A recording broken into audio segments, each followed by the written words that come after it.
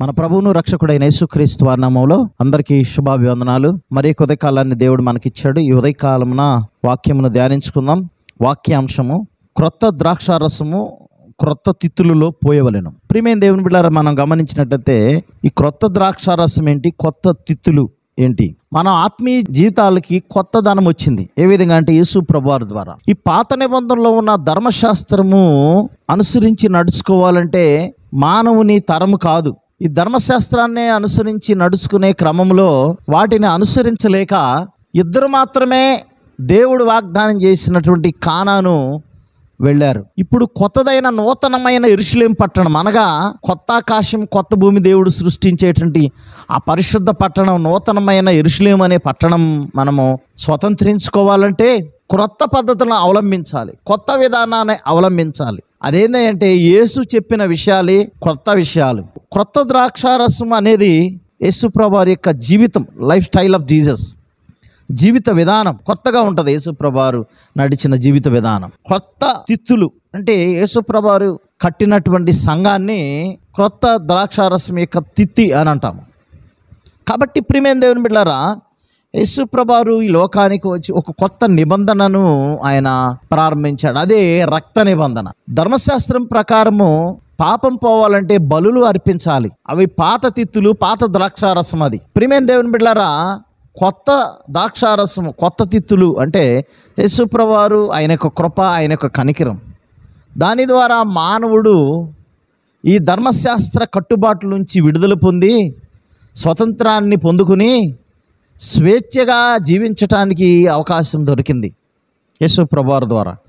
కాబట్టి ఆయన ఏ విధంగా జీవించాడో ఆ విధంగా జీవించటమే క్రొత్త జీవితం, క్రొత్త విధానం. కాబట్టి ప్రియమైన దేవుని బిడ్డలారా, ఆ కట్టుబాట్లు అనేవి పోయినాయి. మనకి దేవుడు మనుషులను ప్రేమించి ధర్మశాస్త్రమును యొక్క నిబంధనలను, కట్టడలను విడిపించి ఆయనే ధర్మశాస్త్రాన్ని నెరవేర్చి మనకి వాటి నుండి విముక్తి చేసి ఆయన కృప ద్వారా రక్షణ పొందే భాగ్యాన్ని ఇచ్చాడు. కాబట్టి మరలా ఆ పాతదైన దానికి మరలా వెళ్ళకూడదు. అనగా అర్థమైందంటే నేటి దినాల్లో ధర్మశాస్త్ర సంబంధమైన బోధలు ఎక్కువైనాయి. ఓకే, దేవుడు కృప కలిగిన దేవుడు యేసయ్య యోహాను అధ్యాయంలో చెప్తాడు, ధర్మశాస్త్రం మోషే ద్వారా అనుగ్రహించబడ్డది, కృప యేసు ప్రభువారి ద్వారా అనుగ్రహించబడ్డదని. కృప కలిగిన బోధన మనం అనుసరించాలి. మనము ప్రేమతో అనేక మందిని రక్షణలోనికి తీసుకురావాలి. భయం పెట్టి లేకపోతే వాళ్ళకి కట్టడలు పెట్టేసేసి ఉంటే వారు రక్షణలోనికి రాలేరు. వారికి స్వతంత్రాన్ని ఇవ్వాలి. మార్గాన్ని సుగమం చేశారు, తేలిక చేశారు యేసు ప్రభువారు. ఆ ఇరుకైన మార్గాన్ని విశాలపరిచారు యేసు ప్రభువారు. కాబట్టి మరలా ఈ కొత్త తిత్తుల్లో పాత ద్రాక్షారసాన్ని పోయొద్దు. లేఖనాల్లో తెలియజేస్తా ఉన్నాడు ప్రియమైన దేవుని బిడ్డలారా. 5వ అధ్యాయము లూకా సువార్త 36లో అంటది, ఆయన వారితో ఒక ఉపమానం చెప్పిన ఎట్లా అనగా, ఎవడను పాత బట్టకు కొత్త గుడ్డ మాసికి వేయడు, వేసిన ఎడ్ల కొత్తది దాన్ని చింపివేయను, అదియునుగాక కొత్త దానిలోండి తీసిన ముక్క పాత దానితో కలియదు అంటున్నాడు. చూడండి, పాత బట్టకు కొత్త మాసికి వేస్తే ఎట్లా ఉంటుంది? చండాలంగా ఉంటుంది. సో అట్లాగే చూడటానికి మంచిగా ఉండదు. అంతేకాదు ప్రియమైన దేవుని బిడ్డలారా, కొత్త దానిలోని తీసి ముక్క పాత దానితో కలియదు. ఈ పాతది కొత్తది ఎప్పుడు మ్యాచ్ కాదు. అట్లాగే క్రొత్తదైన ఆ దేవుని యొక్క కృప, కనికరం మన మీద ఉంది. కాబట్టి ఆ రక్షణలో మనం కొనసాగాలి. తద్వారా ప్రజల్ని ప్రేమతో ఆయన మార్గం వైపు నడిపించాలి. అదే క్రొత్త ద్రాక్షారసము. ప్రేమైన దేవుని బిడ్డలారా, ప్రభువారు నిజంగా మనల్ని ప్రేమించి మన కొరకు ఆయన బలియాగమయ్యారు. కాబట్టి ఆయన రక్తం ద్వారా మనకందరికి పాప విమోచన కలిగింది. అదే కొత్త నిబంధన. మరి ఆ రీతిగా మనం అందరూ రక్షించబడ్డాం. అనేక మందిని కూడా రక్షణలో నడిపిస్తాం. దేవుడి పరిశుద్ధ వాక్యం దీవించునుగాక. ఆమేన్. మమ్మల్ని మిక్కిలిగా ప్రేమించిన ప్రియ పరలోకపు తండ్రి, వందనాలయ్యా.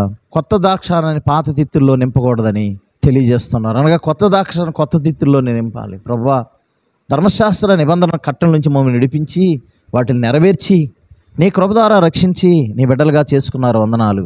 ఆ కొత్త నిబంధనలో మేము ఉండాలి, ఆ నూతన నిబంధనలో మేము ఉండాలి. ప్రభువా, కృప చూపించి మమ్మల్ని వాక్యానుసారమైన జీవితంలో నడిపించి బలపరచమని యేసు పరిశుద్ధ నామమున అడిగి పెట్టుకుని ప్రార్థన చేస్తున్నాం తండ్రి. ఆమేన్. మన తండ్రి అయిన దేవుని ప్రేమ, ప్రభువైన యేసుక్రీస్తు వారి కృప, పరిశుద్ధాత్మని సహవాసం ఇక్కడ చేరి మనకును సకల పరిశుద్ధులకును ఎల్లప్పుడూ తోడే నడిపించును గాక. ఆమేన్.